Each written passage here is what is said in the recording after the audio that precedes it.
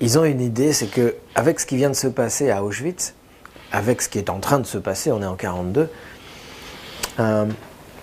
nous savons désormais que ça n'est pas un problème d'instruction, que ça n'est pas un problème de culture, qu'on peut être extrêmement cultivé, très très instruit, et ne pas préférer la démocratie au fascisme. Je vous rappelle que le patronat français a massivement collaboré, il a préparé dès 1932 des négociations avec Hitler. Les professeurs d'université en Allemagne, en Italie, en France ont choisi Hitler. Et donc, si ça n'est pas un problème d'instruction, c'est donc que c'est un problème d'éducation politique.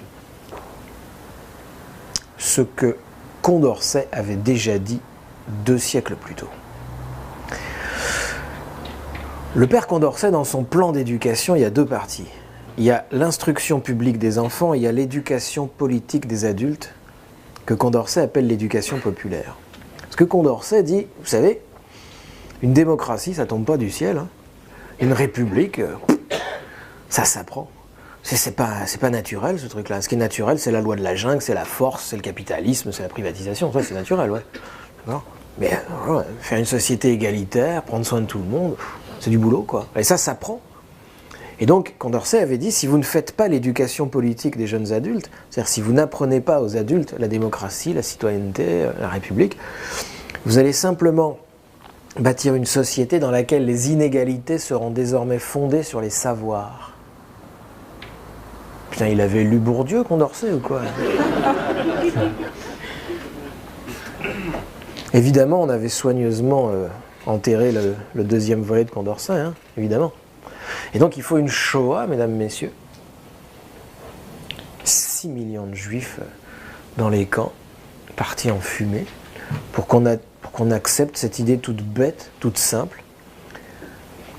C'est que la République, l'État républicain a une responsabilité dans l'éducation politique des jeunes adultes, pas des enfants.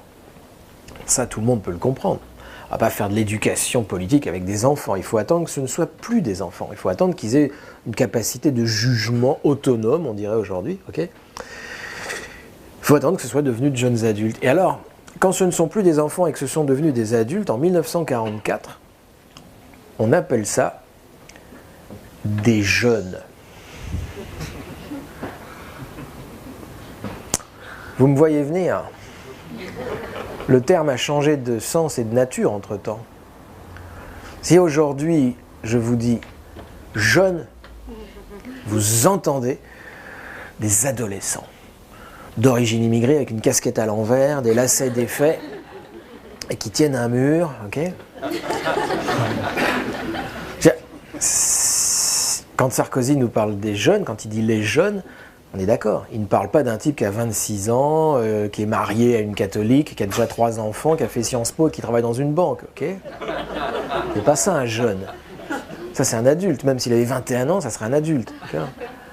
Et donc, pas en 44. Pas en 44. En 44, un jeune, en 44, l'adolescence n'existe pas, parce que c'est une catégorie qui va se mettre en place dans les années 60, l'adolescence. Ça n'existe pas.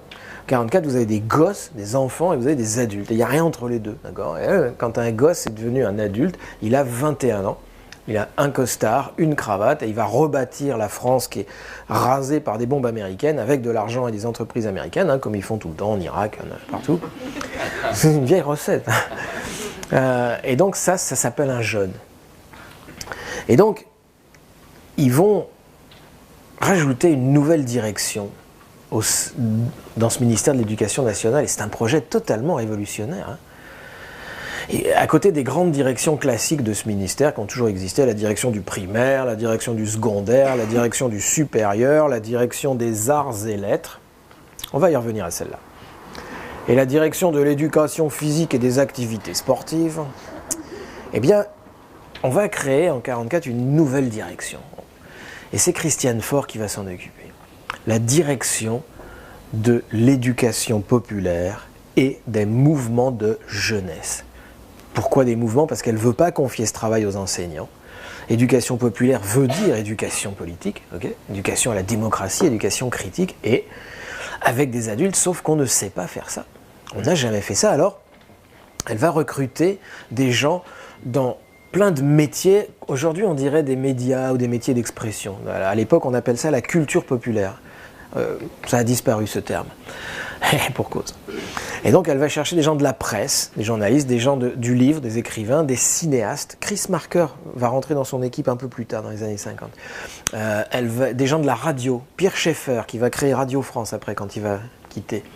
Des gens du théâtre, des gens des arts plastiques, de la musique, des ethnologues, etc. Enfin bref, elle va réunir une équipe de gens qui ont un métier.